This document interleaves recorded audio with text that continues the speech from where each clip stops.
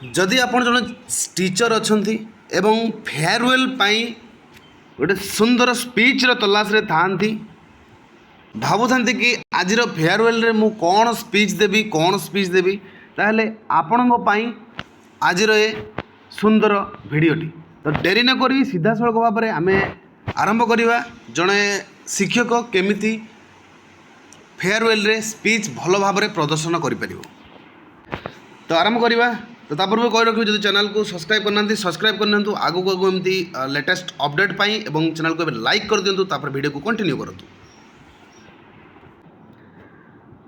प्रिय छात्र छात्री माने आज विदाय सभारे आम मानक मनरे किछि दुख एवं किछि खुशीर मिश्रण होइकी अछि। खुशी गर्व एवं दुख सब मिसिकरी अछि। खुशी यही कथारे कि तमे माने तुम शिक्षा पूरा कल एवं गर्व यही कथारे कि तमे माने निश्चित भाव में आम कॉलेजर नाम रोशन करिवो एवं दुख यही कथारे कि तमे माने आमको आम सहित आग को आउ क्लास रे नथिबो।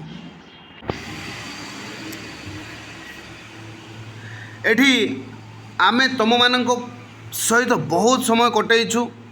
एठी पाठपढ़ा सहित तुम मानक जीवन दुख सुख भी आमे निज निज भितर शेयर करिछु।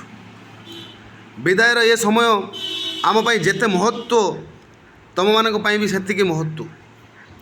ए कॉलेज रे कटैथिबा समस्त समय पाठपढ़ा सहित जीवन बाजी रे तुम माने केमिति आगो को सामना करिवो से विषय भी तुम मानक आमे तैयारी करिछु। एठी तुम माने सांग बनैल शिक्षक मिले एवं सबुठु बड़ कथा तुम निजको चिन्हिल एवं निजको भल भाव बनैल सेटा सबुठु तुम मानक पई बड़ कथा। विदाय एक एमिति समय जोठी आमको अतीत कथा मने पकाइबा सुजोग मिले एवं भविष्यत गढ़िबार इच्छा मनरे आसे एवं आग पाई रास्ता आमे प्रस्तुत करिपारू। तुम माने एठू जहाँ किछि भी शिखिल से सब तुम आग को आसुथिबा जीवन रे बहुत काम रे आसीबो एवं तुम साथी रे रहिबो। विदाय समय रे आखिर लुह आसी पारे मन दुख हो पारे किंतु आमको मन रखिया पाई पड़िबो कि ये विदाय आम जीवनर शेष विदाय नुहे। आग को आमको आहुरी बहुत किछि करिवार अछि। मते गर्व लागे कि तुम माने समस्ते मन लगई पाठ पढ़िछ एवं तुम मानकर परिश्रम द्वारा आम कॉलेजर मान भी बढ़ी पारिछि।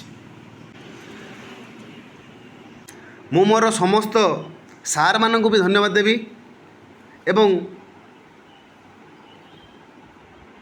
जो माने कि तुम मानक सहित मिसी तुम भविष्य गढ़िबार बहुत परिश्रम करिसंती।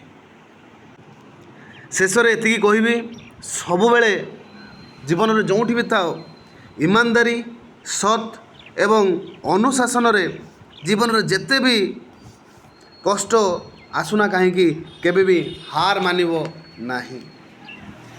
तमर आगामी भविष्य को मु शुभकामना जनाऊँगी। तमे जोठी को जाओ ना कहीं सफलता पाओ निश्चित भाव में नाम रोशन कर एवं सफलता पाओ। धन्यवाद। ये थिला गोटे अल्प समय मध्य विदायकालीन सभार शिक्षक द्वारा भाषण तो केमिति लागिला कमेंट माध्यम रे निश्चित जणाइबे।